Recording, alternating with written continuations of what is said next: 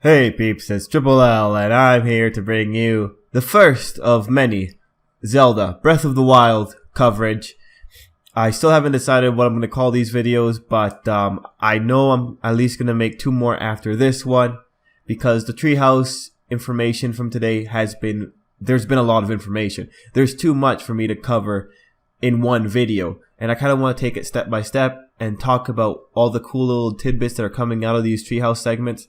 And it's really just interesting. I'm just going to get into it. We're going to talk. I'm going to bring up the highlights of the Treehouse segments. I'm going to talk a little bit about it, about the significance, and move on. So, peeps, if you really just love Zelda and you want to talk about Zelda, this is a pretty good video to watch, I think. I'm going to do my best to keep you entertained. I do want to say massive spoiler warning. If you do not want to be spoiled about this game, and I've put it on the thumbnail, do not watch this video. There's a lot of spoilers, especially because of the little tidbits that are coming out of Aonuma, like little comments to the side that I hear. There's a lot of spoilers. So if you guys want to be surprised, don't watch this video. At least not for the first area, if you don't want to be spoiled for the first area of the game. Because in the demos, they are just covering one area, but there's a lot going on in there. Anyway, let's begin. Let's get started. This is going to be fun. The first thing we're going to look at is where Link wakes up. Now this is very interesting because from the beginning people were speculating that Link was a part of this world, that Link was born in this world.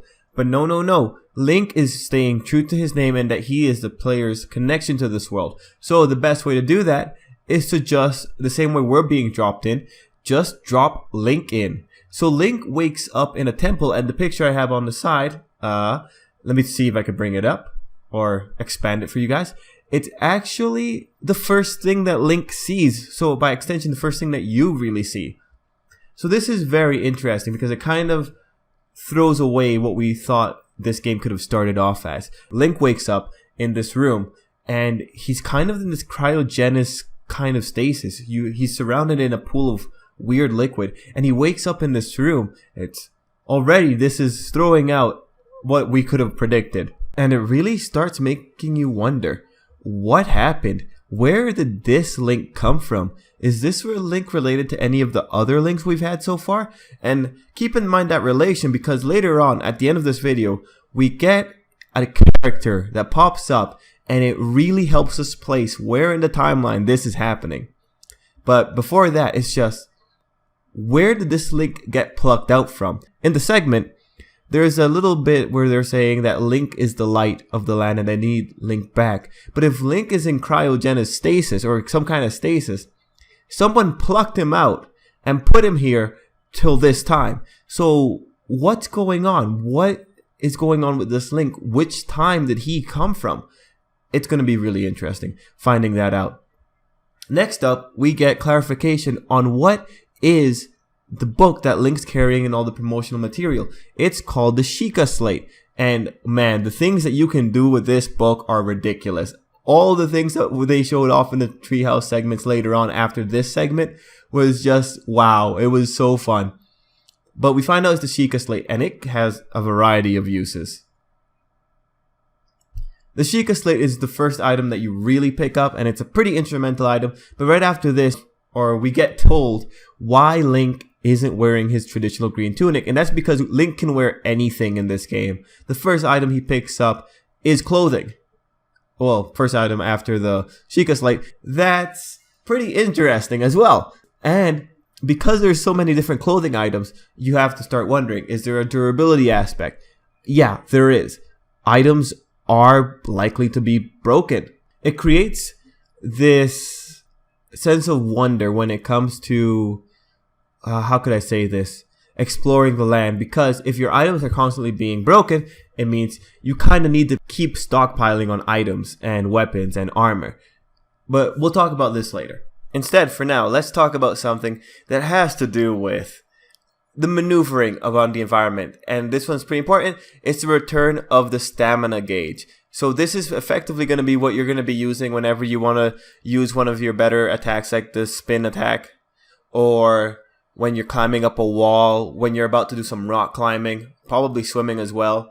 It's really the stamina gauge. So it's back. It's a staple from Skyward Sword, and it's cool to see it back. It's going to be really interesting to see how it gets used and where exactly you can use it. We've already got some pretty good hints, but who knows? They might surprise us.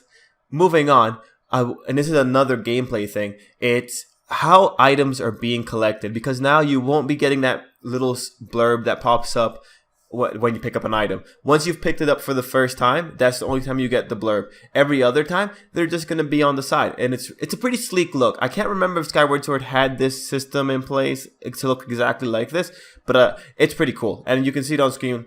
Link is off picking up items, and picking up those items is going to be very, very important. After this, we already see a really good use of the stamina gauge, and that's to climb trees. You climb a tree, you get an apple. Great. It makes a more interactable environment. And this is a really important thing. The environment is very interactable in this game. You'll see some examples follow it up. But between climbing trees, climbing rocks, climbing mountains that we saw in the trailer, there's a lot of neat little things to do. And it's cool to see that apples have something going for them, that they're pretty important. Now we're moving into a bit of the character stuff. And we get to see Link sharing a baked apple with an old man. It's actually funny. The apple is the old man's, and the old man reacts to Link picking up this apple. But it's a very nice little sequence. And with this old man, you know, there's a lot of little important things going into this meeting. And I think I'll probably describe that in another video. But it's just really funny to see that you're picking up an apple and the old man's reacting to it. You just can't steal things anymore. Meeting the old man, though, he gives you quite a bit of exposition. He effectively informs you where you are, but he tells us some pretty good clues. One, that the Kingdom of Hyrule started out in this area. Two, that the Kingdom of Hyrule is in decline. And three, that there's a temple really nearby that was used in old sacred ceremonies. I think it's interesting because I think that might be the Temple of Time. The architecture kind of looks like it could be the temple. But that's just another mystery to solve. That's a mystery you'll have to go to the temple and kind of see if you can piece it together for yourself.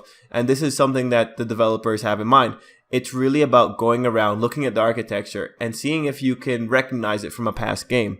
Moving on from there, though, we get to see another thing with the old man where he pretty much reacts to Link lighting a branch on fire, and then Link goes out to light some grass on fire. And it's just, and again, it's just showing the interaction that you can have with the environment.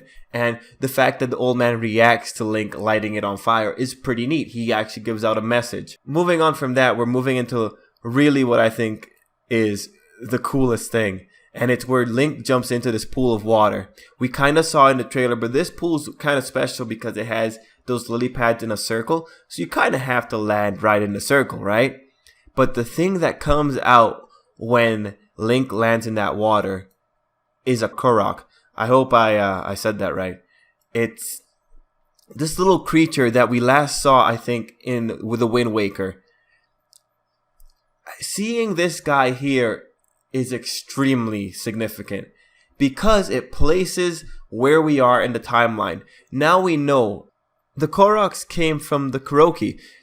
They're the evolved that happened after the Great Flood. So seeing this guy here means we're post Great Flood and most likely post Wind Waker. So it brings back this question, what's going on with Link? Because if Link was plucked out, because of the way Link works, he is the spirit of the hero being reincarnated through the ages. If Link was plucked out, that means there was a good time where Link wasn't around. So what would that do to the world? Well, we kind of see it. It left it in ruins. So this time, this Hyrule that we're seeing is most likely a Hyrule post Great Flood. Maybe Hyrule came back out of the ocean, or maybe this is the Hyrule of Spirit Tracks. I don't know. Actually, I'm more willing to say this is Hyrule risen up out of the water again. Actually, no, that's gonna be really interesting. Speculation's gonna start from here.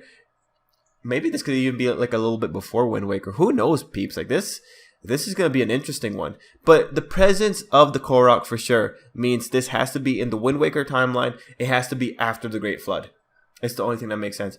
Anyway, peeps, this video was way more reactionary, way more by the steps of the Treehouse segment. I think what I'm going to do for the next videos is just I'm going to divide it up into things like combat, exploration, dungeons, or the Sheikah tablet, things that we know, and just have it more categorized. So peeps, stay tuned for that, and I hope you have a lot of fun with these videos. I'm having fun covering it. But yeah, till next time, peeps. Have a good day.